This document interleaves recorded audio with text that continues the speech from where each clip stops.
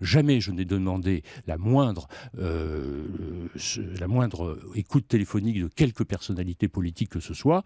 Alors, est-ce qu'il peut y avoir des écoutes sauvages? Je dis simplement qu'il ne doit pas y en avoir.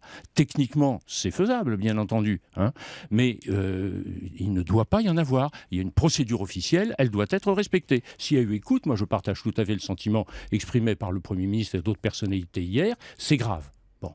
Donc, il faut savoir, et il faut tirer cette affaire complètement au clair. Le ministère de la Défense a la tutelle de la DGSE. Le ministère de la Défense, je l'appelle à faire une enquête. Il a des services pour cela. Éventuellement, il peut saisir la justice pour qu'on sache. Il faut qu'on sache d'abord sur un plan général, parce que s'il y a eu des écoutes, c'est grave. Et il faut identifier les responsables et les sanctionner. Et puis, pour ma modeste personne, c'est grave aussi parce qu'une fois de plus, je suis mis en cause de façon totalement injuste, sans aucun fondement, et c'est grave pour moi aussi. Ce qui est vrai, c'est que cette affaire, c'est une diversion dans un paysage qui, pour la majorité, pour le gouvernement, est particulièrement dégradé.